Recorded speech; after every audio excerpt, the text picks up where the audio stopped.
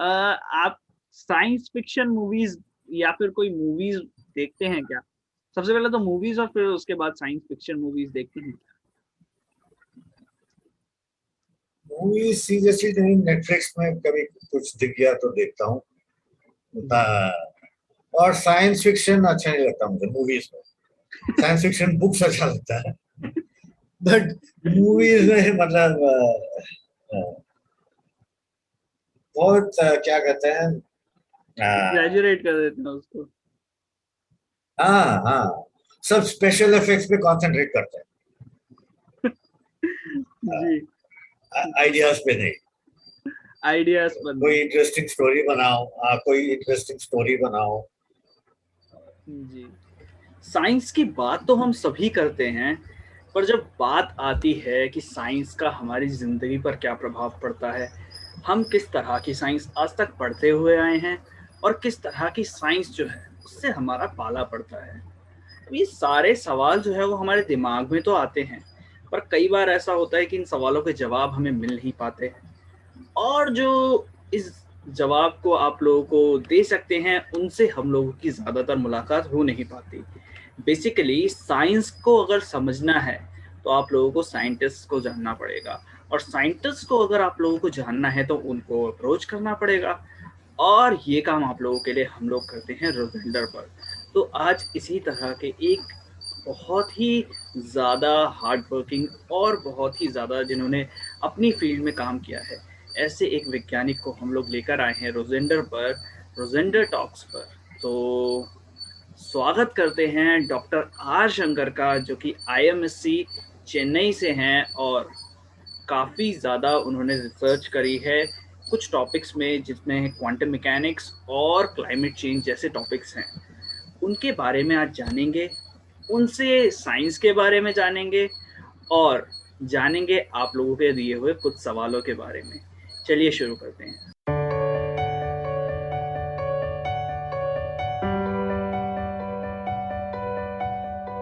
Sir, आपका बहुत-बहुत स्वागत है। नमस्ते, थैंक यू। कैसे हैं सर आप? कहिए।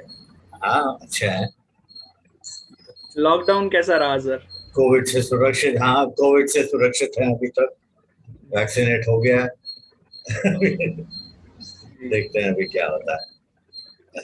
क्या देखते हैं सर, क्या होता है वैक्सीनेशन के बाद अभी और ज़्यादा क्या चीज़ें हम लोग देखते हैं आगे चल के, क्या पता हम लोग थोड़े टाइम बाद मास्क के बिना भी घूम पाएँ। ऐसा हो तो ज़्यादा बहुत बढ़िया हो जाएगा। यस, जी, उसी टाइम के लिए वेट कर रहे हैं। जी सर, वो मास्क ने तो बहुत ज़्यादा हम लोगों को परेशान किया हुआ है। तो सर, सबसे पहले हमें ये तो बताइए कि आप जो आपने फिज़िक्स को इतने साल अपनी ज़िंदगी के दिए हैं। सबसे पहले हमें ये बताइए कि आपकी रिसर्च जो क्वांटम टोपोलॉजी में है, quantum topology of quantum systems में, और दूसरा जो आपका रिसर्च एरिया है, जो फील्ड ऑफ इंटरेस्ट है, वो है क्लाइमेट चेंज। तो एक तो दोनों ही काफ़ी ज़्यादा, अगर हम लोग देखें तो दोनों एक उत्तर और एक दक्षिण जैसा हम लोगों को प्रतीत होता है। तो सबसे पहले क्वांटम मैकेनिक्स के बारे में हम लोग बात करते हैं। उसके बारे में हम कुछ जानना चाहेंगे, आपकी रिसर्च के बारे में और फिर हमारे कुछ सवाल। तो तो ये जो फील्ड है क्वांटम मैकेनिक्स और मेनी बॉडी सिस्टम्स, जी, एसेंशियली इस प्रॉब्लम को ये करता है कि इलेक्ट्रॉनिक प्रॉपर्टीज ऑफ सॉलिड्स, मतलब जो that is the physical system जिसको समझने के लिए ये क्वांटम मैकेनिक्स और मेनी बॉडी सिस्टम वगैरह करते हैं। तो काफी साधारण चीज है वैसे, जो मतलब आप कोई भी मटेरियल लीजिए, वोल्टेज डालिए, उससे करंट जाएगा, तो उसका रेजिस्टिविटी क्या है और बाकी प्रॉपर्टीज क्या है वगैरह। जी, तो पहले से मालूम था कि तीन किस्म के मटेरियल है हमारे पास: मेटल, इंसुलेटर, सेमीकंडक्टर। जी, मतलब मेटल जो कंडक्ट करता है, इंसुलेटर जो लकड़ी प्लास्टिक वगैरह जो मतलब बिल्कुल कंडक्ट नहीं करता इलेक्ट्रिसिटी, जी, सेमीकंडक्टर जो तो बीच में आता है। जी, तो इनको समझने के लिए कि क्यों इन टाइप ऑफ थ्री मटेरियल है, क्वांटम मैकेनिक्स की बहुत जरूरी है। और ये पहले से था, बैंड थ्योरी का थ्योरी कहलाता है, शायद आपने सुना होगा, कि वो एक्सप्लेन करता है उसको, और उसी का डेवलपमेंट हम आजकल स्टडी करते हैं, रिसर्च करते हैं। तो सर ये जो रिसर्च होती है जिसमें सर, आपने बताया कि क्वांटम सिस्टम्स को आप स्टडी करते हैं, तो हम लोग वैसे तो कंडक्शन बैंड और वैलेंस बैंड के थ्योरी के बारे में जानते हैं कि उसमें जो कंडक्टर्स होते हैं उसमें ये दोनों ओवरलैप कर जाते हैं, सेमीकंडक्टर्स में गैप थोड़ा कम होता है, हाँ ओवरलैप नहीं करते बट कम गैप होता है, और इंसुलेटर्स में काफ़ी ज़्यादा गैप होता है। सो इसमें किस प्रकार की स्टडी हाँ, जो है वो आप कर रहे हैं, और किस तरह से इस स्टडी को किया जा रहा है? मतलब ये थ्योरेटिकल है पूरी तरीके से, या आप कुछ तरह के इंस्ट्रूमेंट्स या किसी पर्टिकुलर लैब में जाकर ये काम करते हैं? किस तरह से ये चीजें होती हैं? मेरा तो पूरा थियोरिटिकल है, मगर it is based on experiment. आजकल थियोरी कोई करता है, एक्सपेरिमेंट कोई और करता है, वेरी रेयरली कि दोनों एक ही आदमी करता है। तो I am a theorist, but ये सब थियोरीज एक्सपेरिमेंट से बेस्ड है। जी तो एक्चुअली इस फील्ड में 1980s में दो बहुत बड़े डिस्कवरीज हुए।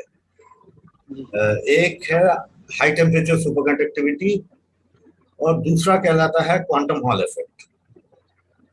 और इन्होंने पूरा फील्ड को खोल दिया इन सब सेंस, और काफी नए आइडियाज आने पड़े। क्वांटम हॉल इफेक्ट अजीब सा सिस्टम है। ये दोनों लो टेम्परेचर में, जब मतलब काफी मटेरियल को लो टेम्परेचर में ले जाना पड़ता है, तभी आपको ये इफेक्ट्स दिखते हैं। क्वांटम हॉल इफेक्ट काफी अजीब सा इफेक्ट है। आप एक्स डायरेक्शन में वोल्टेज दीजिए, करंट वाई डायरेक्शन में जाएगा, बिल्कुल परपेंडिकुलर।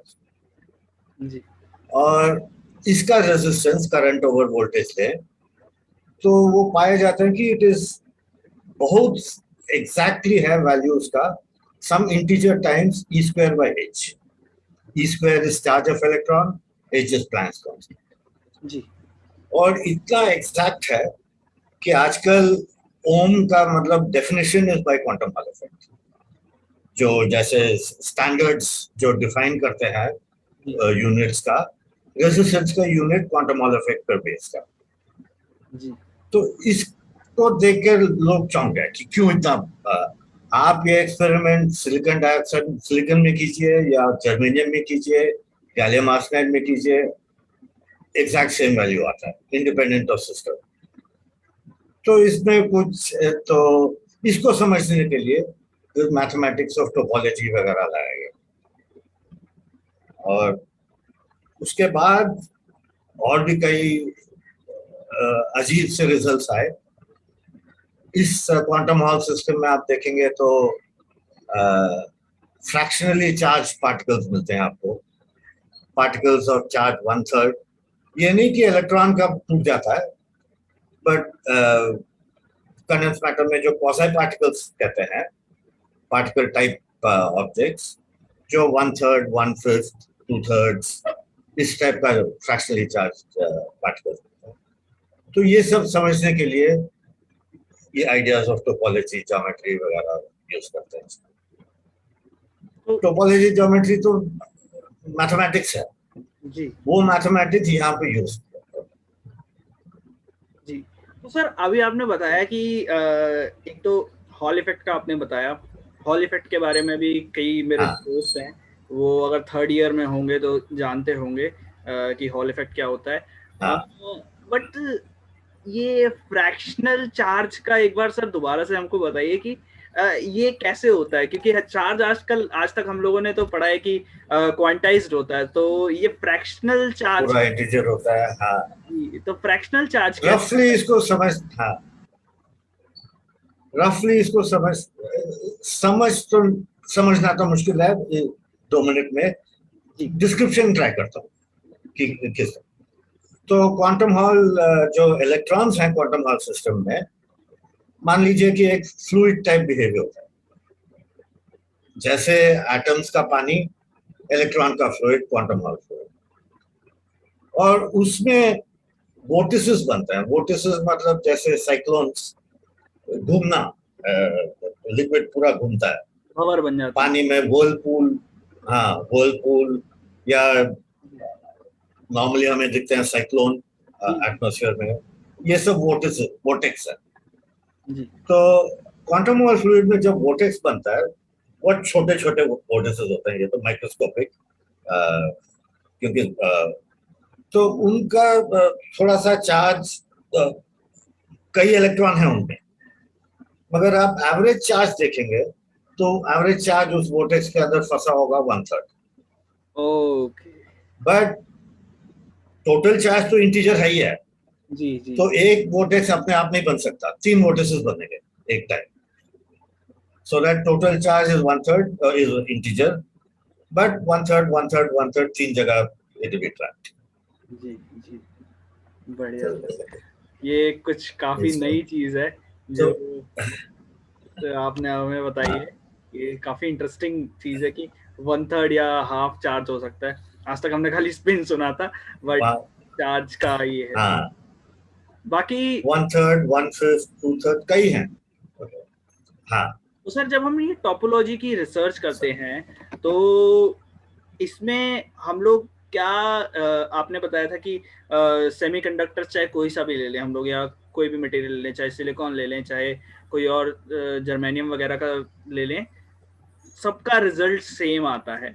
तो अब तक इसके बारे में हाँ, क्या कुछ जानने को हमें मिला है कि क्यों ये चीज हो रही है कि सब में सेम आ रहा है?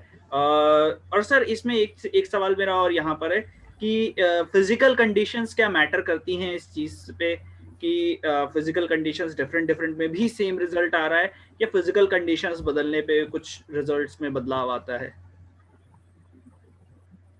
फिजिकल कंडीशन मतलब टेम्परेचर से थोड़ा फर्क पड़ता है। ये सब बिल्कुल जीरो टेम्परेचर का फिजिक्स है, ऑलमोस्ट जीरो। लिक्विड हीलियम से भी कम टेम्परेचर को आपको जाना पड़ेगा, जीरो बट केल्विन? बाकी कोई, हाँ, 0 केल्विन, केल्विन, ओके ओके। हाँ, जैसे लिक्विड हीलियम है 4 डिग्री से नीचे, तो ये सब एक्सपेरिमेंट्स किए जाते हैं करीब 2 डिग्री 1 डिग्री केल्विन, तो जी बहुत ही लो टेम्परेचर। जी वो बड़ा सा apparatus होता है फ्रिज उसके लिए और कूलिंग के लिए, और उसमें किया जाता है। तो बट बाकी फिजिकल अच्छा, ये हॉल सिस्टम के बारे में थोड़ा सा बताता हूँ क्या है। आप जानते होंगे मैग्नेटिक फील्ड, आप परपेंडिकुलर मैग्नेटिक फील्ड डालेंगे सैंपल पे, और in presence of that magnetic field conductivity को मेजर करते हैं। जी तो strength of the magnetic field से फर्क पड़ता है। तो ये जो कह रहा था ना, फ्रैक्शनल चार्ज आते हैं 1/5 1/3 2/5 वगैरह वगैरह, ये सब strength of the magnetic field पे डिपेंड होता है।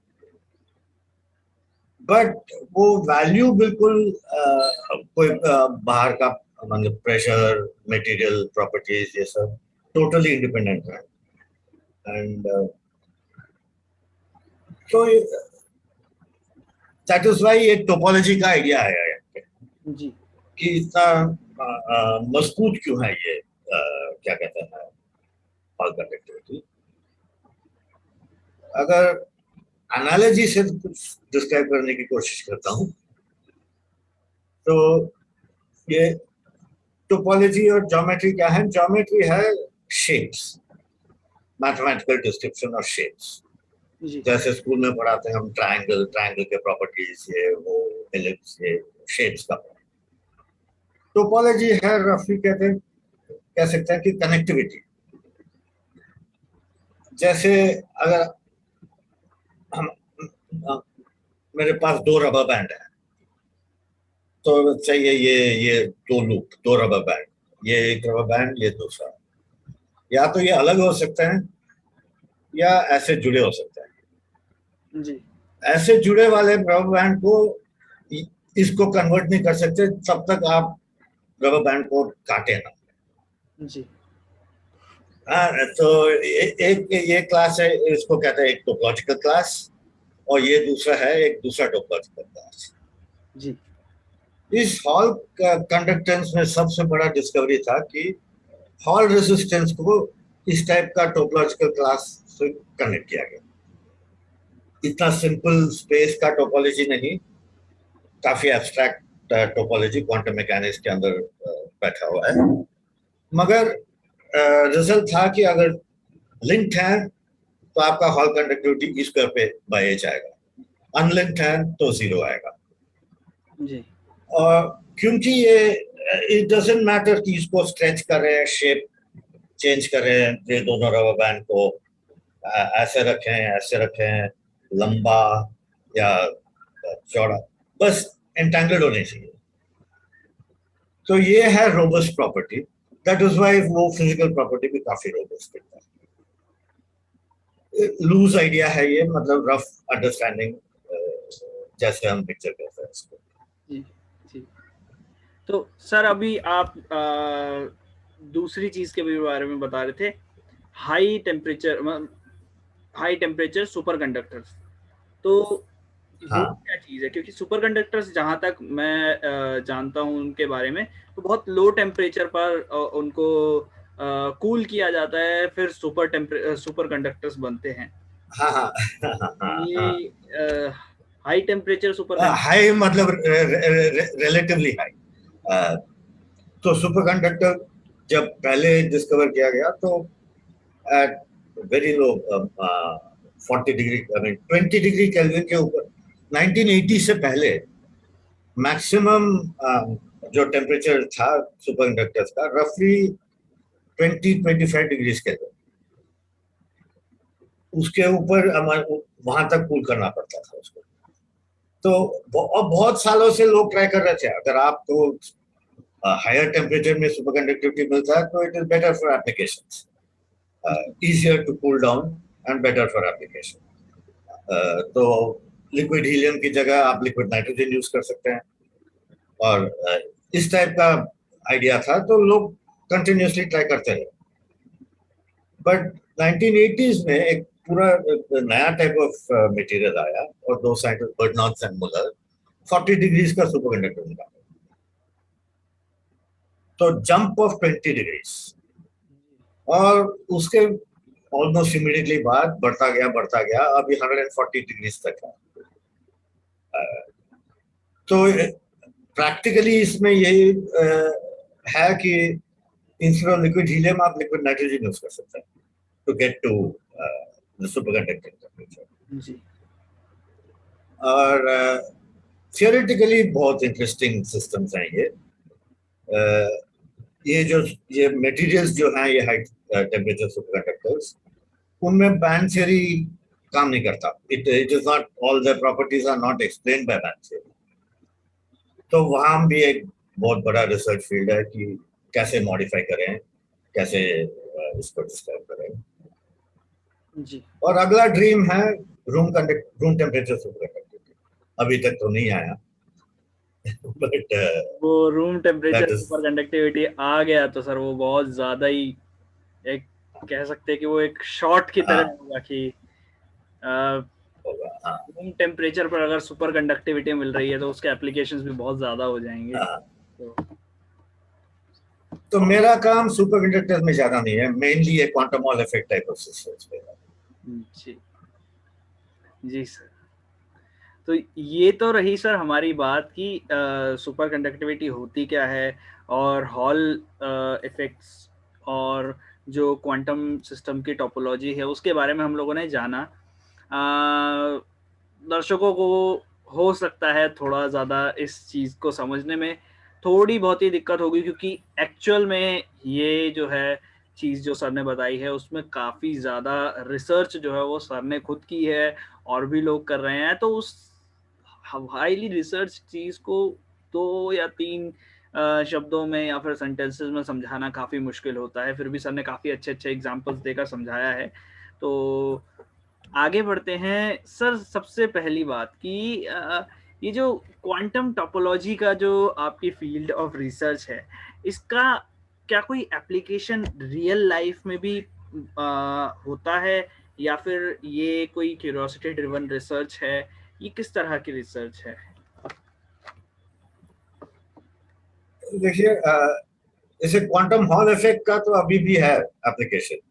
जी जैसे मैंने कहा, रेजिस्टेंस स्टैंडर्ड तो क्वांटम हॉल इफेक्टिव यूज होता है। बट ये जो चीजें हैं फ्रैक्शनल चार्जेस वोटेक्स इन पार्टिकल्स, अभी तक तो कोई डायरेक्ट एप्लीकेशन नहीं है, बट कई काफी स्पेकुलेशन है, काफी रिसर्च है कि ये क्वांटम कंप्यूटर्स में अप्लाई होगा।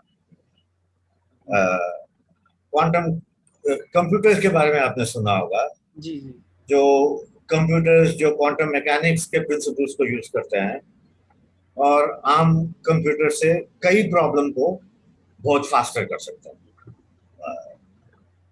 तो फिर अगर क्वांटम कंप्यूटर्स आ गए कई दिन, अभी तो छोटे छोटे हैं 12 bit 20 bit, but full scale quantum computer अगर कभी आ गए तो कंप्यूटिंग पावर बहुत इंक्रीज होगा, ये उम्मीद है सबका भी। तो मतलब कि तो सर ऐसा उसमें ऐसी एक चीज भी कह सकते हैं कि आप लोग जो काम कर रहे हैं उसका असर जो है वो लाइगो और सन जैसी ऑर्गेनाइजेशंस पर देखने को मिलता है, क्योंकि वो लोग सुपर कंप्यूटर्स काफी ज्यादा यूज करते हैं। हाँ, अल्टीमेटली अगर क्वांटम कंप्यूटर बना, जी अभी तक तो बना नहीं है, अभी तक तो सिर्फ ट्रायल स्टेज में है, छोटे बने हैं, मतलब समझे टॉय कंप्यूटर्स बने हैं आज तक। जी actual full scale working quantum computer शायद 20 साल है, और या पता नहीं, it's some time away. But उसमें एज क्यूबिट्स इनको यूज करना एक आइडिया है जो काफी लोग काम करते हैं उसपे। नाम भी दिया हुआ है उन लोगों ने, टोपोलॉजिकल क्यूबिट। तो वो एक पॉसिबिलिटी है, बट बेसिकली रिसर्च ये वाला field is curiosity driven, but once you understand the material well, somebody will come up with an application. जी And इनके जैसे ये क्वांटम हॉल इफेक्ट के आगे, मतलब जब रिसर्च कर रहे थे लोग, एक और न्यू टाइप ऑफ मटेरियल को प्रेडिक्ट किया जो कहता है टोपोलॉजिकल इंसुलेटर, और वो एक्सपेरिमेंटली भी पाया, I mean it was discovered around 10 years ago or so. तो इसमें यह है कि सरफेस मेटालिक है, अंदर का बल्क इंसुलेटिंग। जी इट्स अजीब सा मटेरियल है ये। अब तक किसी ने डिवाइस नहीं बनाया इससे कुछ वेरी यूजफुल, बट जब भी कोई अनयूजुअल प्रॉपर्टी होती है मटेरियल की, कोई ना कोई डिवाइस कभी ना कभी निकल जाता है। जी जी सर। सो ये तो काफ़ी अच्छी बात है कि इस पर भी एक नया एलिमेंट मिला है, उस पर भी नया मटेरियल मिला है, उस पर और ज़्यादा रिसर्च होगी और ज़्यादा कुछ हाँ, नया मटेरियल हमें देखने को मिलेगा। आपने बताया कि क्यूरियोसिटी ड्रिवन रिसर्च ये जो आपकी फील्ड है वो है। अब मेरे कुछ सवाल हैं सर, वो क्वांटम मैकेनिक्स के कुछ ऐसे सवाल हैं जो मैं आपसे पूछना चाहता हूँ। सबसे पहले तो sir, when we talk about the quantum systems, we know that there is an uncertainty in position and momentum. Position और मोमेंटम में काफी सारी अनसर्टेनिटी होती है, पर हाँ, हम लोग उन्हीं पार्टिकल से मिलकर बने हैं जिनमें इतनी सारी अनसर्टेनिटीज होती हैं, बट हम लोग हाँ, बहुत स्टेबल, बिल्कुल। मैं हमारा हमारा स्टेबल है, हम स्टेबल। कोई मैं यहाँ हूँ आप वहां हैं, जी मतलब इसमें कोई शक नहीं है। जी जी जी जी। हाँ, तो ये कैसे होता है सर कि ये मतलब। है कि जब तो थोड़ा एग्जांपल देता हूँ। जी जी जी सर। तो एक सिंगल एटम को लीजिए, जी बहुत छोटी चीज है, क्वांटम मैकेनिक्स को ओबे करेगी, उसका पोजीशन एंड मोमेंटम में काफी अनसर्टेनिटी होगा। एंड अब दो एटम को मिला के एक मॉलिक्यूल बनाइए, जी और उस मॉलिक्यूल का सेंटर ऑफ मास का अनसर्टेनिटी कम होगा, उसका कॉन्स्टिट्यूएंट एटम्स में तो अनसर्टेनिटी होगा, बट जब ये बाउंड है एक मॉलिक्यूल में और आप सिर्फ उसका सेंटर ऑफ मास के बारे में केयर करते हैं, उसका अनसर्टेनिटी कम होगा। इससे बड़ा मॉलिक्यूल बनाइए, जब with about 10-20 atoms complex, उसका सेंटर ऑफ मास का अनसर्टेनिटी और भी कम होगा। जी और मगर अगर उसी मॉलिक्यूल के अंदर हर एटम को का पोजीशन आप समझना चाहते हैं, उसमें अनसर्टेनिटी ज्यादा होगा। तो उसी टाइप का जब हम और आप तो हैं काफी बड़े किलोग्राम्स के वेट्स पे, बिल्कुल कोई अनसर्टेनिटी नहीं है हमारे सेंटर ऑफ मास पे, मगर हमारे एक सेल के अंदर एक मॉलिक्यूल पे एक एटम को देखें, उससे तो होगा ही अनसर्टेनिटी, और वहां पे क्वांटम मैकेनिक्स। जी but full centre of mass का अनसर्टेनिटी कम होता रहता है जैसे मास बढ़ता रहता है। जी जी सर, ये काफ़ी ज़्यादा एक क्यूरियस करने वाली बात होती है कि ये जिन पार्टिकल से मिलकर हम हाँ बने हैं, वो इतने अनस्टेबल है, बट हम लोग इतने स्टेबल हैं। तो हाँ, ये काफ़ी तो ज़्यादा। एवरेज में स्टेबल है, मगर जी, जैसे देखिए प्लानिटरी सिस्टम, जी सर। सारे प्लैनेट्स घूम रहे हैं, सब मोशन में है, मगर सेंटर ऑफ मास स्थित है। जी, तो एनालॉजी दे रहा हूँ, ऐसा नहीं है क्वांटम मैकेनिक्स में, बट अलग अलग पार्ट्स मूव कर सकते हैं keeping the centre of mass constant, जी, तो वो स्टेबल होगा। बट बाकी individual parts of the body में काफी अनसर्टेन होगा। जी, जी, जी। तो हम जब हम कंडेंस मैटर मतलब सॉलिड स्टेट फिजिक्स करते हैं, यही तो प्रिंसिपल है। पूरा सॉलिड तो है सॉलिड, आई मीन सैंपल आपका 1 ग्राम का होगा और पूरा क्लासिकल मैकेनिक्स, बट अंदर के इलेक्ट्रॉन्स को अगर मोशन समझना चाहते हैं तो फिर क्वांटम मैकेनिक्स यूज करते हैं। फुल सॉलिड का मोशन के लिए पूरा आई मीन क्वांटम मैकेनिक्स की जरूरत नहीं है, क्लासिकल मैकेनिक्स चलेगा।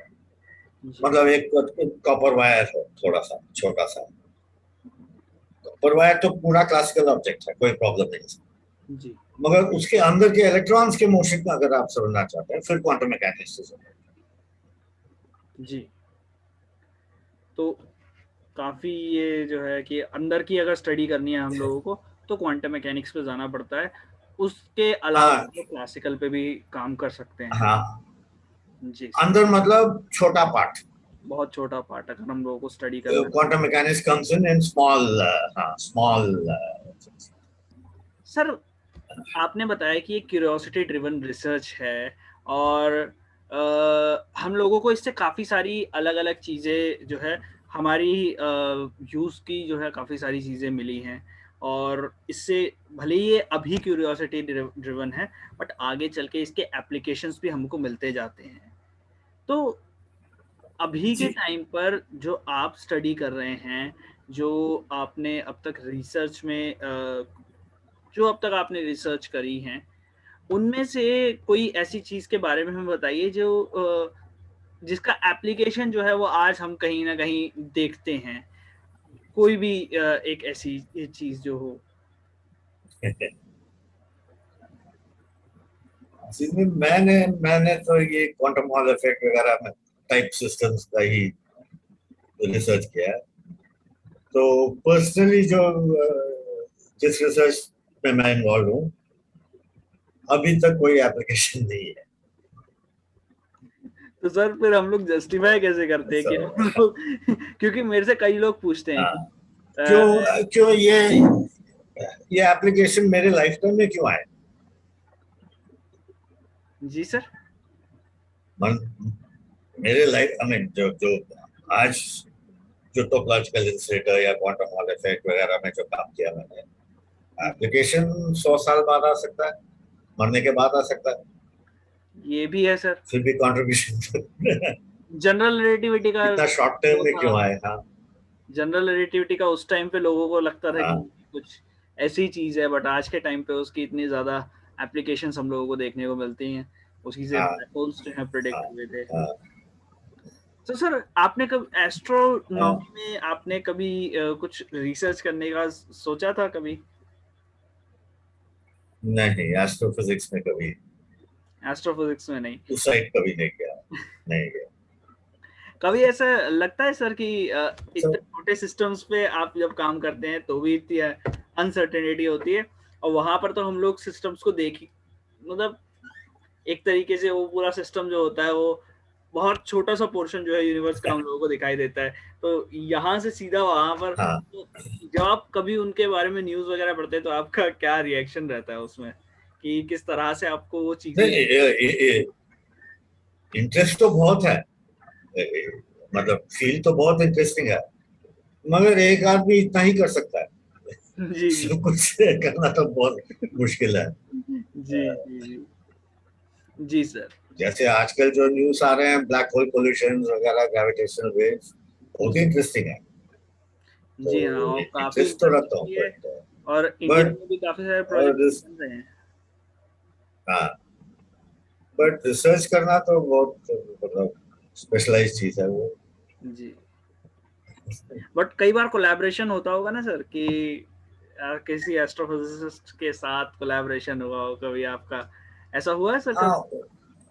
हो, हो सकता है, बट मेरे साथ हुआ नहीं है। जी, तो सर क्वांटम मैकेनिक्स की बात तो हमने कर ली, अब आपके जो दूसरी फील्ड ऑफ रिसर्च है, उसके बारे में थोड़ा हमें कुछ बताइए। आपने क्लाइमेट चेंज के ऊपर रिसर्च करी है, और मैं आपका रिसर्च पेपर पढ़ रहा था, एवलांचेस के ऊपर आपने काफ़ी सारी रिसर्च करी है, कि किस तरह हाँ, से एवलांच होते हैं, एंड क्या मास होता है ग्लेशियर का, और काफ़ी सारी चीज़ें उसमें इंक्लूडेड थी, तो उसके बारे में हमें बताइए। हाँ, और तो फिजिक्स जब आप पढ़ते हैं तो सर ये क्लाइमेट चेंज, ये दो टॉपिक्स, क्या ये दोनों एक दूसरे से, हम लोगों को तो काफी ज्यादा एक दूसरे से दूर दिखाई देते हैं, बट आप इस टॉपिक पर रिसर्च जब करते हैं तो आपको किस तरह से आपने इस टॉपिक को आइडेंटिफाई किया? हाँ, एक्चुअली डायरेक्टली मैं क्लाइमेट चेंज पे नहीं काम करता, ग्लेशियोलॉजी में काम करता जी हूँ, साइंस ऑफ कोर्स। तो बट क्लाइमेट चेंज, ग्लेशियोलॉजी वगैरह आते हैं आजकल in the thing called earth sciences, जी मतलब studying the earth and understand. तो वो इंटरडिसिप्लिनरी साइंस है, फिजिक्स भी लगता है, केमिस्ट्री भी लगता है, बायोलॉजी भी लगता है, और फिजिक्स कंपोनेंट तो बहुत है ही है। सो अर्थ साइंसेस में लीजिए, इनफैक्ट मैं, मेरा पहला इंटरेस्ट अर्थ साइंसेस में था सुनामी के बाद, उस वक्त 2004 मैं चेन्नई में था, जी, मैं और मैं इंडियन ओशन केरला का में था। सुनामी। हाँ, मैं उस समय केरला में था। सॉरी, मैं उस समय केरला में था सर। आप केरला में थे? अच्छा, अच्छा। तो उसके बाद सुनामी मॉडलिंग में थोड़ा काम किया मैंने, जी in collaboration with National Institute of Oceanography, Goa, जी उनके साथ। तो उस टाइम इंटरेस्ट आया मेरा अर्थ साइंसेस पे, और फिर एक्चुअली पहाड़ शुरू से मुझे पसंद है। ट्रैकिंग वगैरह तो मैं अंडर ग्रेजुएट डेज से करता आ रहा हूँ। पहाड़ों में घूमना, इधर उधर, माउंटेनियरिंग नहीं, सीरियस माउंटेनियरिंग नहीं, पर ट्रैकिंग तो बहुत इंटरेस्ट है। तो फिर लगा कि ग्लेशियर्स में ट्रैकिंग एंड फिजिक्स को कंबाइन कर सकते हैं, पहाड़ और फिजिक्स को कंबाइन कर सकता हूँ। और मुझे कोलैबोरेटर मिले गढ़वाल यूनिवर्सिटी श्रीनगर, उत्तराखंड में। एक बार वहां घूम रहा था तो मिले उनसे, फिर भी डिसाइडेड टू, वो जियोलॉजी में है और मैं फिजिक्स में हूँ। ऐसे ये सब इंटरडिसिप्लिनरी सब्जेक्ट्स हैं, तो हर फील्ड का इनपुट चाहिए। तो वो काम कर रहे थे एक ग्लेशियर पे, और सतोपंथ ग्लेशियर बद्रीनाथ के ऊपर है। जी एक्चुअली ट्विन ग्लेशियर्स है वहां पे, भगीरथ, खड़क, सतोपंथ। तो फिर उनके साथ कोलैबोरेट करने लगा, और पिछले करीब 8-10 साल से हम काम कर रहे हैं। जी तो फील्ड स्टडीज हम उसमें करते हैं। तो ये एवलांच वगैरह उसी में, व्हाट डू कॉल इट, इन ये सतोपंथ ग्लेशियर है, हम कहते हैं इसको डेब्री कवर्ड ग्लेशियर। काफी सारा डेब्री, मतलब मट्टी, बोल्डर्स वगैरह पड़े रहता है इसके ऊपर। और इन टाइप का ग्लेशियर्स का sort of reaction to climate is different from जो नॉर्मल ग्लेशियर्स। तो हमारा इंटरेस्ट उसी में है, क्योंकि सतोपंथ जिसको हम फील्ड स्टडीज करते हैं, डेब्री कवर्ड ग्लेशियर। तो इन ग्लेशियर्स का फीडिंग एवलांच का कंट्रीब्यूशन बहुत है। मतलब हाई एल्टीट्यूड में जहां से ग्लेशियर स्टार्ट होता है वहां पे खूब सारे एवलांच होते हैं, और वहां पे नापने के लिए तो जा नहीं सकते क्योंकि डेंजरस है। अवलांच हो रहा है तो मतलब अवलांच प्रोन रीजन है तो डेंजरस टू गो किसी का। तो उसको करने के लिए मॉडलिंग डेटा हम नीचे से ले रहे हैं, बट अवलांच कंट्रीब्यूशन कितना है ग्लेशियर का फीडिंग में वो मॉडलिंग से किया था। तो that was that paper. Garhwal university के प्रोफेसर नैनवाल हैं, और आइसर पुणे में एक और कोलैबोरेटर है और गो बैनर्जी, वहाँ के अर्थ और क्लाइमेट साइंस डिपार्टमेंट। हम तीनों कोलैबोरेट करते हैं। जी। और सर एक आपका कमेंट आया था उस पे, climate change and climate change का जो असर है वो हिमालयन रीजन पर कैसे पड़ता है? उसके बारे में हमें कुछ बताइए कि क्लाइमेट चेंज अभी लॉकडाउन के बीच में काफ़ी सारी न्यूज़ भी मैंने पढ़ी थी, उसमें कुछ आर्टिकल्स भी पढ़े थे मैंने कि हिमालयन रीजन में जो है ग्लोबल वार्मिंग की वज़ह से वहाँ पर ग्लेशियर्स जो हैं वो एक्चुअल में पिघल भी रहे हैं, देन उसके बाद जो उनको पोल्स पे बेसिकली वो पिघल भी रहे हैं, और दोबारा से जो उनका रीफ्रीजिंग का जो प्रोसेस है, वो स्लो डाउन हो गया है, क्योंकि सन की रेज़ जो है वो ज़्यादा एब्ज़ॉर्ब हो रही हैं अब, क्योंकि डार्कर एरिया ज़्यादा बढ़ गया है वहाँ पर। सो उसके बारे में कुछ बताइए सर? अभी तो पूरा एस्टैब्लिश्ड है कि घट रहे हैं ग्लेशियर, दुनिया भर में घट रहे हैं, हिमालय में भी घट रहे हैं। एक दो जगह है काराकोरम रीजन, वहां पे बढ़ रहे हैं थोड़ा सा, थोड़ा unusual, but by and large हर जगह ग्लेशियर घट रहे हैं और हिमालय में भी घट रहे हैं। अब गायब हो जाएंगे या नहीं प्रश्न आता है। इतना जल्दी तो गायब नहीं होने वाले, मगर इसी टाइप से क्लाइमेट कंटिन्यू हुआ, मतलब वार्मिंग रेट कंटिन्यू हुआ तो 3-4 साल में कोई कह नहीं सकता। हो सकता है कि सिर्फ ऊंची चोटी पे हो थोड़ा सा आइस, बाकी बड़े बड़े ग्लेशियर सब गायब हो जाए। अब 300 साल 500 साल कुछ कह नहीं सकते, बट सेंचुरी स्केल्स पे इफ क्लाइमेट चेंज कंटिन्यूज हो सकता है कि गायब हो जाए, बाय एंड लार्ज गायब हो जाए। बट ये जो पहले रिपोर्ट्स आए थे कि 2030 में गायब होने वाले हैं, वो सब बकवास है, इतने जल्दी नहीं जानते। जी।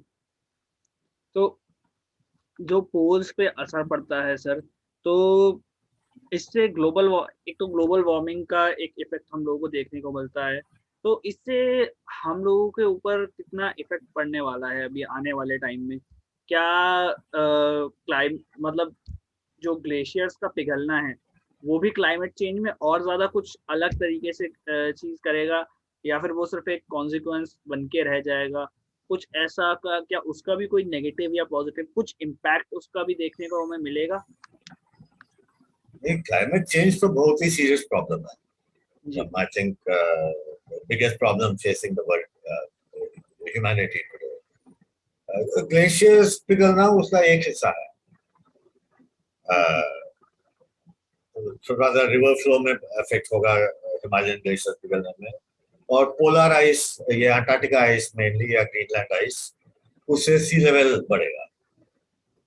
बट और भी बहुत मतलब सीरियस चेंजेस होंगे। टेम्परेचर बढ़ेंगे, एक्सट्रीम इवेंट्स बढ़ेंगे, ये सब जो प्रेडिक्ट हो रहे हैं। तो आई थिंक इसमें कोई मुझे शक नहीं है कि it is a very important problem जी, जी, जी। सोसाइटी के लिए। जी sir. And it is human driven, इसमें भी कोई शक नहीं है। ये बात तो है कि सर। हमारे एमिशन से, हाँ हाँ हाँ, it is because of our emissions. I think वो भी पूरा डेफिनेट है, बहुत एविडेंस है उसके लिए। जी। सर अभी बात करते हैं क्लाइमेट चेंज की भी बात हुई अभी काफ़ी, आपने उसके बारे में भी बताया। अभी बात करते हैं थोड़ा आईएमएससी जहाँ पर आप पढ़ाते हैं। आईएमएससी चेन्नई में हाँ मैंने एक बार कहीं पर पढ़ा था कि ऐसा कल्चर है कि कोई भी किसी भी ब्रांच का स्टूडेंट हो, वो दूसरी क्लास अटेंड कर सकता है अगर वो चाहे तो। हाँ, क्लासेस आर ओपन, मतलब कोई भी कहीं जा सकता है। बट ऑफ कोर्स जब आप ज्वाइन करते हैं पहले साल या पहले 1.5 साल, कोर्स वर्क होता है फिक्स्ड। तो आपका टाइम टेबल क्लैश अगर ना हो तो आप कर सकते हैं, या जब आप रेगुलर कोर्स वर्क खत्म हो जाता है आपका, तब तो कोई भी कोर्स में आप जा सकते हैं। जी। तो कई बार ऐसा होता है सर कि हम इंटरडिसिप्लिनरी रिसर्च जो है वहीं से ही निकल के आ जाती है। कई बार ऐसा होता है कि कोई कंप्यूटर साइंस का है, कोई फिज़िक्स का है, कोई 3-4 फ़ील्ड के लोग आपस में ही एक रिसर्च पेपर जो है वो लिखने की शुरुआत कर सकते हैं। तो ये काफ़ी अच्छी चीज़ है कि वहाँ पर इंडिपेंडेंस है। तो सर आईएमएससी में हाँ, अ सभी थ्योरेटिकल फिज़िक्स पर जो काम होता है अ, और फिज़िक्स में जो कंप्यूटेशनल जो आजकल चीज़ें चल रही हैं, क्योंकि लैब रिसर्च एक चीज़ है और दूसरी चीज़ है आजकल कंप्यूटेशनल डेटा को एनालाइज़ करना एंड देन उस पे रिज़ल्ट्स निकालना। तो सर इस चीज़ को आप किस तरह से देखते हैं? क्योंकि पहले एक्सपेरिमेंट्स हुआ करते थे लैब में एंड देन उसका रिज़ल्ट जो है वो हम फाइंड आउट करते थे। बट आजकल काफ़ी सारा डेटा भी हमारे पास है। जैसे जीएमआरटी वगैरह जो है वो काफ़ी सारा डेटा कलेक्ट कर देते हैं देन उसको बाँट देते हैं। लोगों में भी बाँट देते हैं कि इस पर रिसर्च जो है वो अब आप लोग करें। तो कंप्यूटेशनल फिज़िक्स को आप किस तरह से देखते हैं? एक getting more and more important, मतलब उसके बिना तो कुछ नहीं होगा। जैसे इन आज के सिचुएशन में, पहले जमाने में था कंप्यूटर्स वर नॉट देयर, मतलब पहले जमाने में लास्ट सेंचुरी जब तो फिर सब एनालिटिकल काम करना पड़ता था और ये। बट आजकल सिर्फ डेटा ही नहीं, आइडियाज के लिए भी कंप्यूटर्स यूज करते हैं। मतलब कंप्यूटेशनल वर्क से नए आइडियाज भी आते हैं, अलग अलग किस्म से कंप्यूटेशनल वर्क, कंप्यूटेशनल कंप्यूटर्स को यूज किया जा रहा है फिजिक्स में, साइंस में इन जी। General. Getting more and more important, मैं ज्यादा नहीं जानता इसके बारे में, मेरा एक्सपीरियंस नहीं है। But clearly as we go in the future, computational techniques will become more and more important. अभी भी जो as it is, they are very important.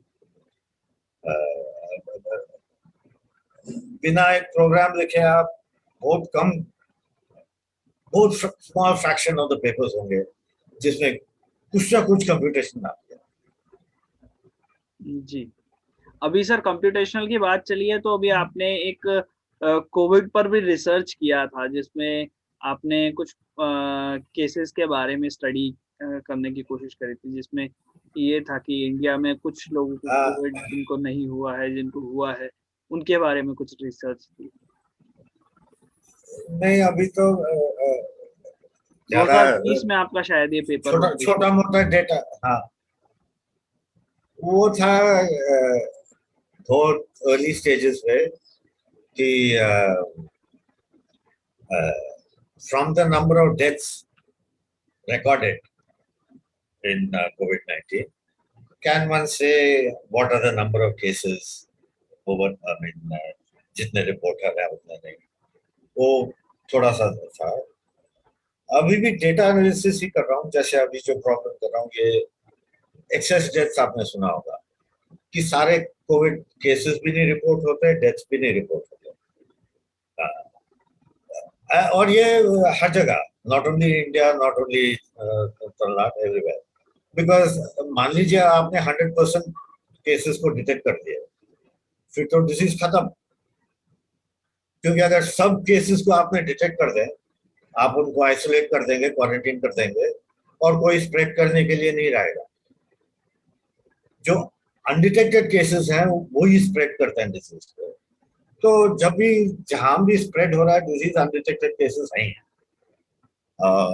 तो उसका एस्टिमेट और उसी टाइप से डेथ्स भी कई कई जगह डिलिबरेट सप्रेशन भी होता है, बट फिर भी जब बहुत सारे अनडिटेक्टेड केसेस है, अनडिटेक्टेड डेथ्स भी होंगे। तो इसका डेटा देख के कुछ एनालाइज करने में कुछ अभी वन स्मॉल प्रॉब्लम रहता है। जी, पर सर कोविड पर अभी हम लोगों ने उतनी भी ज़्यादा कोई रिसर्च करी नहीं है, क्योंकि पुराना हमारा जो डेटा है, वो उस हिसाब का हम लोगों ने लाइक फर्स्ट वेव से अगर हम लोग देखें तो फर्स्ट वेव से सेकंड वेव तक आते-आते हमारे पास पर्याप्त मात्रा में हम लोगों ने तैयारी इस शायद नहीं करी। वो गलती हम लोगों की उसमें थी या किसी और हाँ, चीज़ में थी, वो एक डिबेटेबल टॉपिक है। बट फिर भी आपको क्या लगता है कि कोविड की सिचुएशन को जिस तरह से साइंस की फील्ड में लोगों ने हैंडल किया है, मैं मेडिकल फील्ड की बात नहीं करूँगा, मैं करूँगा बात कि स्टैटिस्टिशियंस, मैथमेटिशियंस और फिज़िसिस्ट जो इस बारे में रिसर्च करके, जैसे आप रिसर्च कर रहे हैं कि कोविड केसेज़ में ये हुआ कि नहीं हुआ। क्या हम लोगों ने एक मौका छोड़ दिया है कि इस पर रिसर्च जो है वो ज़्यादा हो सकती है, ताकि हम लोग आने वाले टाइम में अभी थर्ड वेव भी बोल रहे हैं कि आएगी। सो क्या हम लोग उसके लिए पहले से प्रिपेयर हो सकते थे, या फिर हमें रीज़न्स पता लग सकते थे कि जो भी चीज़ें हुई हैं, वो क्यों हुई हैं? वो उसका रीज़न क्या था और क्या के बेसिस पे देखिए मॉडल बन कोविड, सकते थे? हाँ, एपिडेमियोलॉजी तो बहुत पुराना सब्जेक्ट है। मतलब इन्फेक्शियस डिजीजेस कैसे स्प्रेड होते हैं, और उसमें कई एक्सपर्ट्स हैं इंडिया में हर जगह, और वो तो काम करते आ रहे हैं। बट कोविड नया डिजीज है, तो स्पेशल टू कोविड जो इफेक्ट्स है उसके सारा रिसर्च अभी शुरू हुआ, एक साल भी नहीं हुआ। तो आई थिंक अगर आप देखें आउटपुट ऑफ साइंटिफिक पेपर्स तो बहुत है, बट ऑफ कोर्स अभी तक पूरी तरह समझ में नहीं आया इसका डायनामिक्स वगैरह। और जैसे थर्ड वेव होगा या नहीं, बहुत मुश्किल है कहना। एक और ये है कि it is not purely scientific, it depends on human behaviour. मतलब जितना लोग मास्क करते हैं, सोशल डिस्टेंसिंग करते हैं वगैरह, उसका एडहेरेंस उससे भी डिपेंड करता है। उस टाइप उसको मॉडल करना बहुत मुश्किल है। तो एपिडेमियोलॉजिकल मॉडल्स जो करते हैं, उनका ये प्रॉब्लम है कि it also depends on human behaviour, which is random, which we don't know. And then नए नए वेरिएंट्स आ रहे हैं। वो तो आप मतलब वायरोलॉजिस्ट या एपिडेमियोलॉजिस्ट तो कहते हैं कि होगा ऐसा ही, बट प्रेडिक्ट नहीं हो सकता जी, कि कब कौन सा वेरिएंट है। तो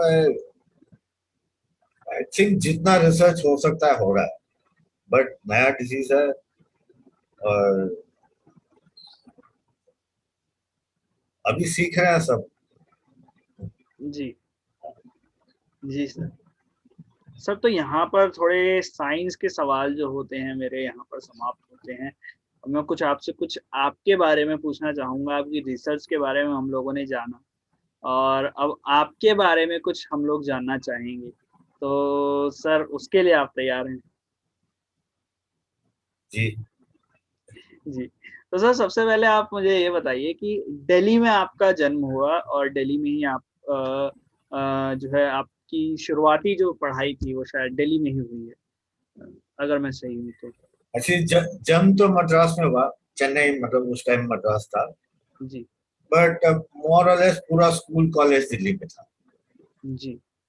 तो सर कैसा क्योंकि एक्सपीरियंस था एक कि दिल्ली में कॉलेज करना, क्योंकि साउथ के स्टेट्स से जब आप आते हैं नॉर्थ में, तो लैंग्वेज का एक बहुत बड़ा बदलाव आता है। ख़ैर आप तो ख़ैर सर बचपन से ही रहे होंगे, तो शायद आपका हिंदी हाँ, थोड़ा हाँ, हाँ, अच्छा पकड़ हाँ, रखी होगी। कोई प्रॉब्लम नहीं था। हाँ, तो हाँ। फिर भी सर एक्सपीरियंस इनफैक्ट कैसा था आपका दिल्ली में पढ़ना और अभी आप जाके एक्सपीरियंस वहाँ नहीं, पे पढ़ा रहे हैं, आईएमएससी चेन्नई में पढ़ा रहे हैं, तो दोनों जगह का आप एक तो पढ़ाने का और दूसरा पढ़ने का, दोनों का एक्सपीरियंस कैसा है? देखिए मैं तो दिल्ली अपना शहर समझता था। अगर कोई जी, जब मतलब उस टाइम जब 20-30 साल पहले कोई आप मुझे पूछा आप कहाँ के हैं, मैं कहता दिल्ली, क्योंकि वहीं पे कॉलेज स्कूल फ्रेंड्स सब वहीं थे। तो ओनली आफ्टर जब जॉब में लगा तब चेन्नई आया। जी, हूँ तो तमिल है, बट अर्ली लाइफ में मैं used to consider myself Delhiite. अब मैं चेन्नईite हो गया क्योंकि बहुत कई साल यहाँ रहा हूँ, यहाँ गाटा। जी, जी सर। तो सर दिल्ली में जब आप तो थे, ये तो हाँ दिल्ली में आप जब थे, तो दिल्ली वालों के बारे में आजकल तो काफ़ी सारी बातें चलती हैं। तो आपने हाँ क्या-क्या चीज़ें जो है वो दिल्ली की जो है वो मतलब एक आपके अंदर जो दिल्ली के इंसान की एक जो आत्मा आ जाती है, हम लोग जिसे कहते हैं कि हाँ भाई दिल्ली वाले हैं, हाँ तो फिर जब आप किसी और स्टेट में जाते हैं, तो एडजस्ट तो हम लोग बहुत जल्दी कर लेते हैं। दिल्ली वाले जो होते हैं वो एडजस्ट तो बहुत जल्दी कर लेते हैं। उसमें कोई दो राय वाली बात नहीं है। तो जब आप चेन्नई में गए तो आपको वो चीज़ों में डिफ़रेंस कैसा दिखाई दिया?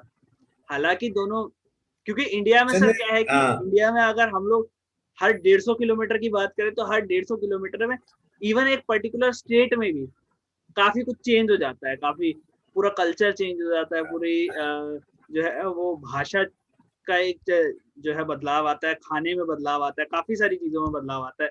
तो दिल्ली से चेन्नई तक में आपने क्या-क्या बदलाव महसूस किए? ऐज़ अ हाँ, दिल्लीइट। तो दिल्ली से Chennai, by the way Delhi से चेन्नई डायरेक्ट नहीं था। दिल्ली से पहले बॉम्बे, ओके, पीएचडी मेरा बॉम्बे में था। जी, और फिर 2 साल कानपुर, कानपुर में एक पोस्ट डॉक था, फिर चेन्नई। जी, तो देखिए चेन्नई तो दिल्ली आई था, मगर हर समर हॉलीडेज हम चेन्नई जाते थे। मेरे ग्रैंड पेरेंट्स चेन्नई में थे। उसके बाद रिटायरमेंट के बाद मेरे पेरेंट्स चेन्नई गए। तो चेन्नई कोई नई मतलब it is also my town, has always been. बचपन से हर समर जाते थे वहां पे। एंड एज आई सेड बाद में रिश्तेदार काफी हैं यहाँ पे, पेरेंट्स भी सेटल हो गए यहाँ पे। तो चेन्नई और एज आई सेड कोई not a new experience, it was always part of जी, माय दिल्ली जी, एंड जी, चेन्नई। बॉम्बे वाज न्यू, जी। और बॉम्बे अलग चीज है, उसमें बहुत इंटरेस्टिंग सिटी है। मतलब अपनी शान है। वहाँ का लोकल ट्रेन का एक्सपीरियंस। अरे बाप रे, तो पहले तो वही था। हाँ। तो सर हुई है कोई ऐसी स्टोरी हुई है लोकल ट्रेन की कि आप पहले दिल्ली से आप मुंबई गए थे तो लोकल ट्रेन की कोई स्टोरीज़ ऐसी हुई हैं आपके साथ? लोग मेरे साथ तो नहीं, मगर मेरे एक दोस्त आए थे दिल्ली से ही। तो मैं मेरा पीएचडी टीआईएफआर में था, कोलाबा साइड। जी, तो वो ट्रेन में लोकल ट्रेन में आ रहे थे मिलने। तो एक स्टेशन में चढ़े ट्रेन पे, और फिर वहीं रहे गेट पे। अगला स्टेशन बाहर फेंक दिया लोगों ने, मतलब जैसे उस वक्त होता है। तो, तो एक एक फुल इवनिंग मुझे बम्बई वाले के लिए गाली सुना पड़ा कि ये कैसे लोग हैं, ये वो। जब एक्सपीरियंस होता है आपका, तो जब लोकल में चढ़ते हैं तो तुरंत बिल्कुल अंदर जाना चाहिए, क्योंकि बहुत प्रेशर होता है बाहर आने के लिए अगले स्टेशन पे। तो ये जी। सब नहीं जानते थे वो, और फिर मुझे गाली सुना पड़ा। सही, सही, सही, सही। ये चीज़ दिल्ली मुंबई का तो हमेशा से एक रहा है कि ये दोनों जगह जो है वो एक तो एक फाइनेंशियल कैपिटल हो गई, दूसरी नेशनल कैपिटल हो गई, तो दोनों का एक तरीके से जो है यहाँ से लोग वहाँ जाते हैं तो वहाँ की बातें होती हैं, यहाँ वहाँ से यहाँ आते हैं तो हाँ कह सकते हैं कि बहुत सारी चीजें होती हैं। सर मैं ये पूछना चाहूँगा सर कि आप साइंस फील्ड में आपका इंटरेस्ट कैसे बना? और साइंस से भी ज़्यादा फिज़िक्स में आपका इंटरेस्ट कैसे बना? हमेशा से घर में ऐसा माहौल था या फिर आप कहीं से इंस्पायर हुए हैं? जैसे हम लोग इंस्पायर हुए हैं शोज़ वगैरह देखकर। वैसे आपका कुछ ऐसा था कि किताबें वगैरह पढ़ना कुछ? मैं स्कूल से मैं साइंस में इंटरेस्टेड था। फ्रॉम जब से मुझे याद है तब से मेरा इंटरेस्ट था फिजिक्स की। और रफली हाई स्कूल में, उससे पहले तो कुछ ऐसे जो भी करते थे, I used to like to make things, modelling वगैरह, मतलब पेपर एरोप्लेन्स, ये वो। और ये 9th 10th 11th, उस टाइम तो 11th ही था, 12th नहीं था। That is where I focused towards physics, but science में I was always interested. Photography, but जी। I think सर middle कभी school onwards. आपने कभी होम एक्सपेरिमेंट्स करते हुए कुछ ऐसे किया है कि कुछ नुकसान हुआ हो? कुछ होम एक्सपेरिमेंट करते वक़्त, आप कुछ एक्सपेरिमेंट कर रहे हैं और हाँ, एक बार एक दिवाली रॉकेट छूट गया था घर के अंदर। क्या कहानी रही थी सर उसमें? एक्चुअली वो होम एक्सपेरिमेंट नहीं था, बस बच्चे थे, खेल रहे थे। पता नहीं कैसे, मुझे भी ठीक तरह याद नहीं है, जी, जी, जी। बट अदरवाइज कुछ सीरियस प्रॉब्लम नहीं हुआ। जी, जी। बढ़िया। तो सर अभी आप एक बार ज़रा ये बताइए, आपने ट्रैकिंग के बारे में ज़िक्र किया था थोड़ी देर पहले कि ट्रैकिंग आपको काफ़ी ज़्यादा पसंद है और आपने अपने कॉलेज के हाँ, दिनों में काफ़ी ज़्यादा ट्रैकिंग करी है। तो कौन-सी वाली ट्रैक जो है वो आपको इंडिया में सबसे ज़्यादा पसंद है?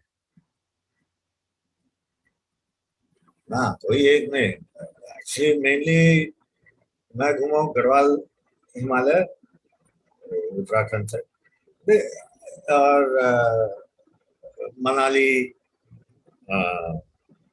हिमाचल साइड, जी। और थोड़ा सा इसमें सिक्किम साइड। तो मैं इन चीजों को रैंक नहीं करता, सब मतलब अपनी अपनी जगह है। नंबर 1 नंबर 2 लगाना तो बेमतलब है मेरे लिए। आप बहुत सेफ खेलते हो सर, बट बहुत ज़्यादा सेफ खेलते हो। बहुत बढ़िया। बट बट बिकॉज आपका सबसे आपका सबसे कुछ ग्लेशियर्स, खास एक्सपीरियंस हो किसी ट्रैक से, कोई लगाव हो जहाँ पर कुछ बहुत ही बढ़िया घटना हुई हो, वो हमारे साथ शेयर में करिए सर। मुझे बड़ा नहीं, जैसे ग्लेशियर रिसर्च के लिए सतोपंथ ग्लेशियर 8 साल से जा रहा हूँ, तो उत्तराखंड एंड उन ग्लेशियर से जो अटैचमेंट हो गया, मतलब एवरी ईयर 2 ट्रिप होते थे, फील्ड ट्रिप। तो ऋषिकेश से follow the Alaknanda up, Satopanth is the glacier जिससे अलकनंदा निकलता है। तो बहुत ही सुंदर जगह है, फुल एरिया, जी। गढ़वाल हिमालय। तो आपका ये ट्रैकिंग एक्सपीरियंस सुन के सर, एक तो लॉकडाउन लगा हुआ है, मैं एक बार ट्रैकिंग पे गया हूँ और उसके बाद से सोच रहा हूँ कब कब ट्रैकिंग पे जाने का मौका मिले दोबारा। हाँ क्योंकि उसके बाद लॉकडाउन है आ गया। हाँ हाँ हाँ, जी। और ये प्रॉब्लम, और टूर ऑपरेटर्स के लिए और भी प्रॉब्लम, जो गाइड्स वगैरह हैं वहाँ के, कई दोस्त हैं मेरे इस रीजन में, हुँ। जो उनका तो बिजनेस गया पूरा। जी। 2 साल से। काफी उनको नुकसान हुआ है इस समय पे, क्योंकि हाँ, टूरिज्म तो पूरा ही। क्योंकि वो उस पर निर्भर है जी इनकम के लिए। जी जी।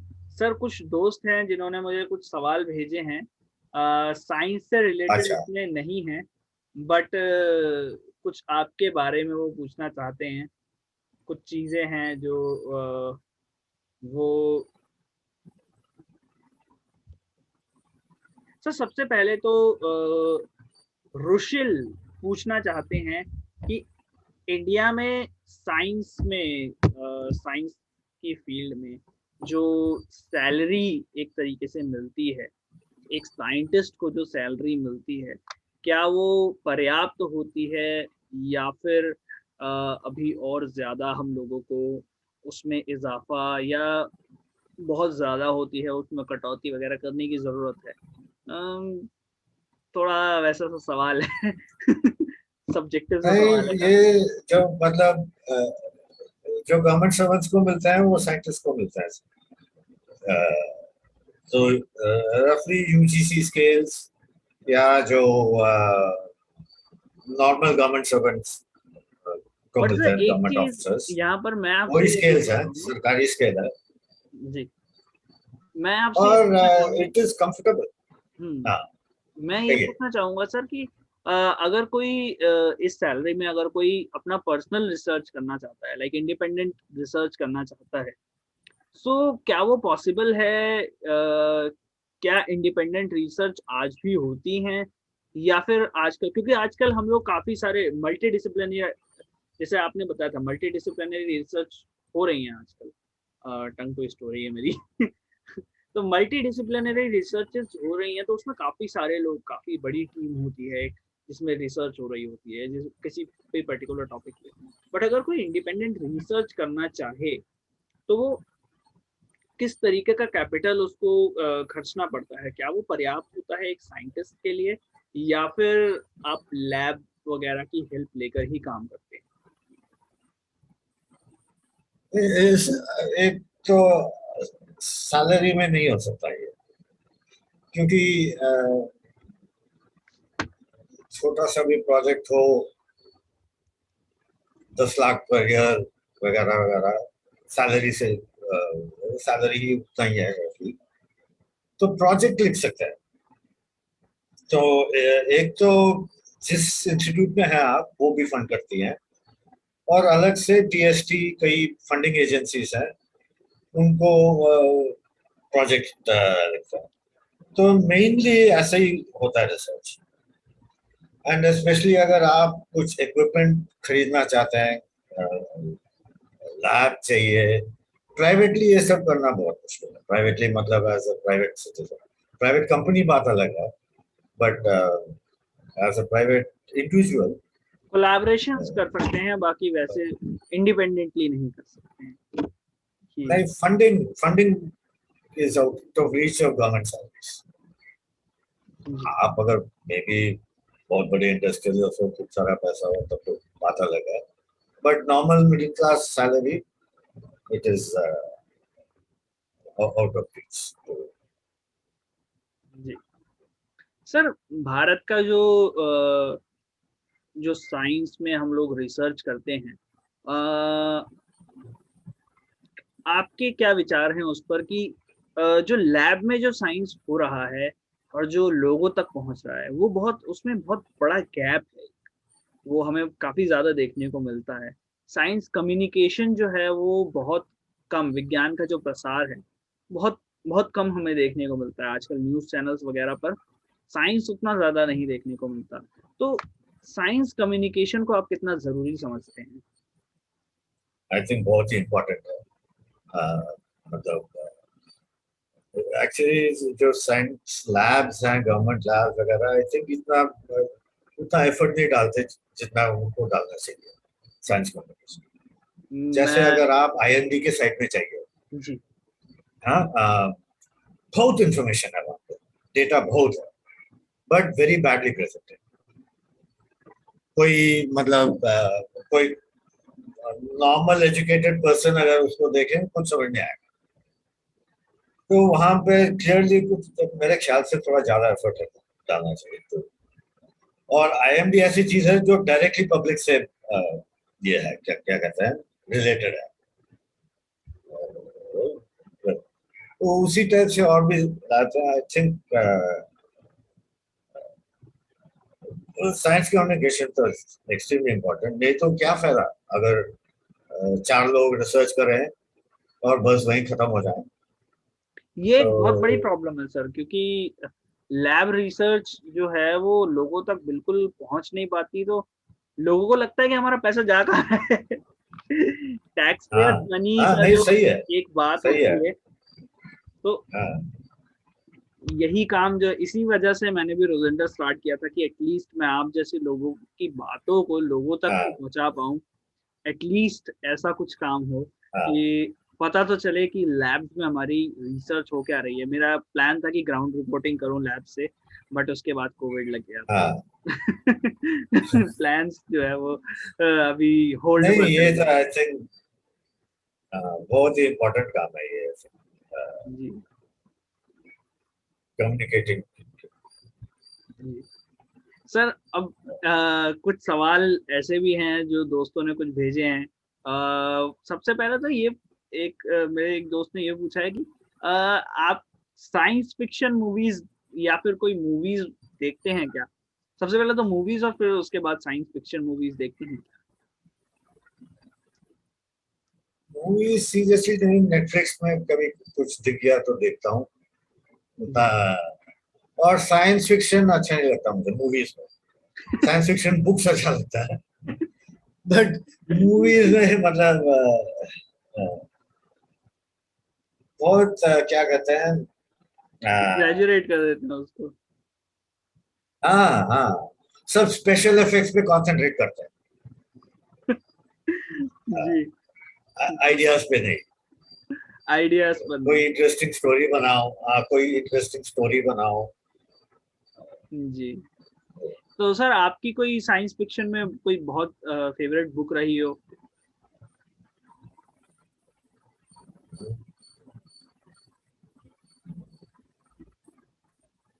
आइजैक एसिमोव तो थे ही फेवरेट ऑथर।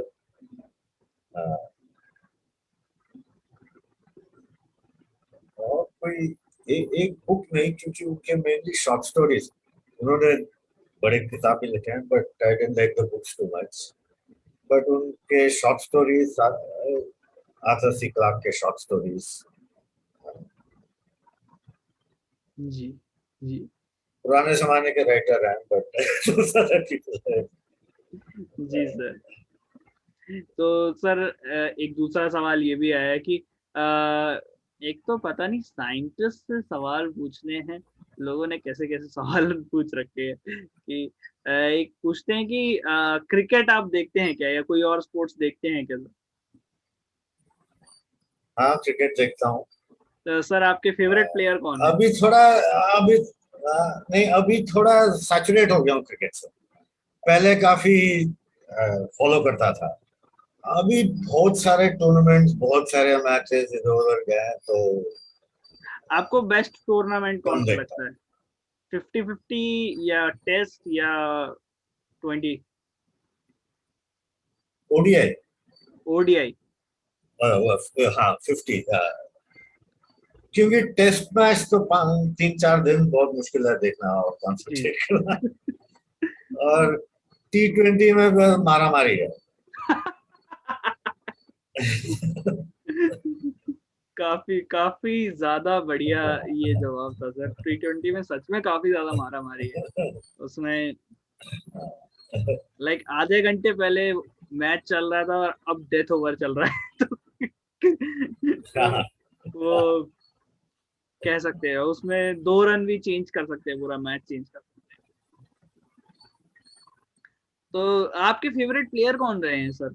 अब ये सवाल भी अभी अभी का प्लेयर्स में स्मृति मंदाना।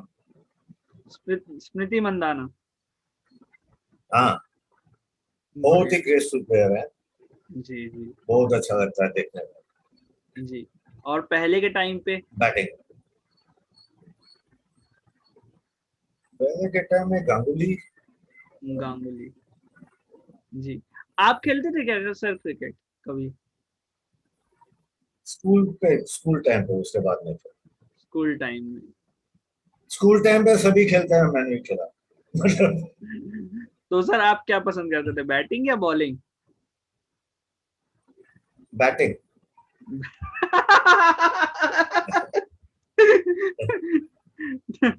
बहुत बढ़िया, बहुत ही। ये जो आपने जवाब दिया है ना सर, इससे काफी लोगों के दिलों में सुकून पहुंचा होगा, क्योंकि ऑलमोस्ट हर किसी को बैटिंग बहुत ज्यादा पसंद नेचुरल है मतलब। है।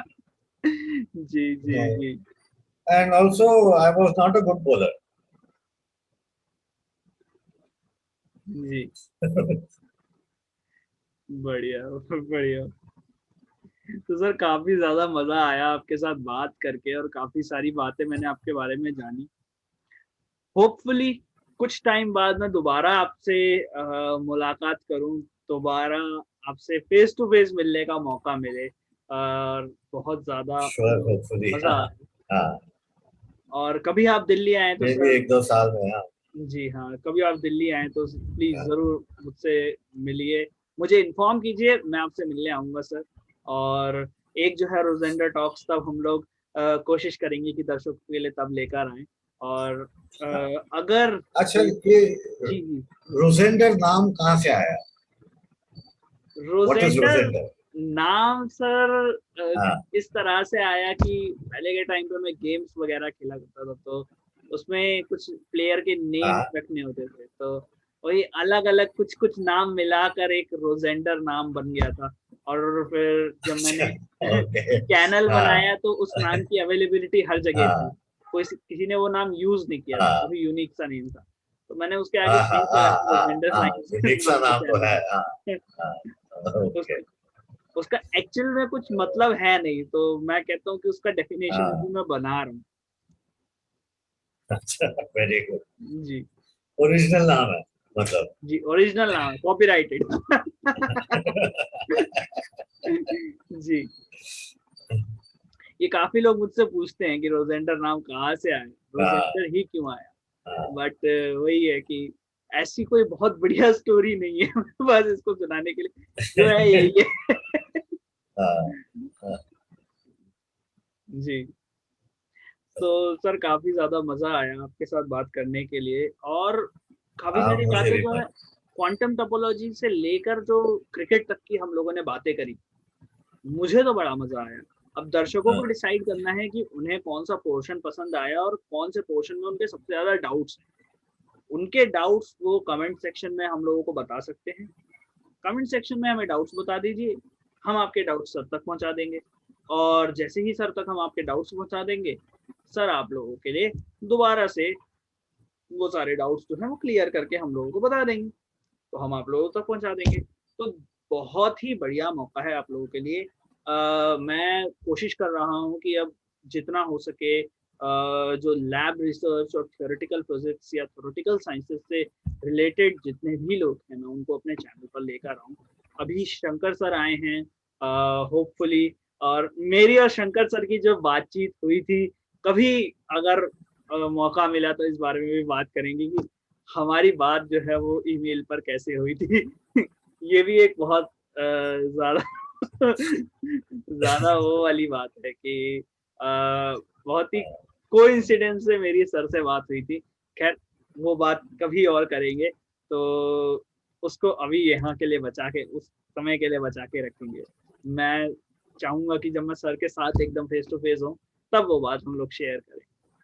तो अगर आप लोगों को ये वीडियो पसंद आई तो लाइक कीजिएगा इस वीडियो को, शेयर कीजिएगा अपने दोस्तों के साथ, और अगर आप लोग स्पॉटिफ़ाई, गूगल पॉडकास्ट या कहीं भी ऐसे ऑडियो प्लेटफ़ॉर्म पर ये सुन रहे हैं, तो शेयर कीजिए इस पॉडकास्ट को। और अगर आपके कोई सजेशंस हैं हमारे लिए तो हमें ज़रूर दें। Sir, thank you very much हमारे साथ जुड़ने के लिए, और हम थैंक यू। आपसे एक वादा ज़रूर लेंगे कि दोबारा आप हमारे साथ जुड़ेंगे, और अ, हमारे जो दर्शक हैं उनके डाउट्स जो हैं वो ज़रूर क्लियर करेंगे। Hopefully. Thank you very much. Thank you, thank you, नमस्ते।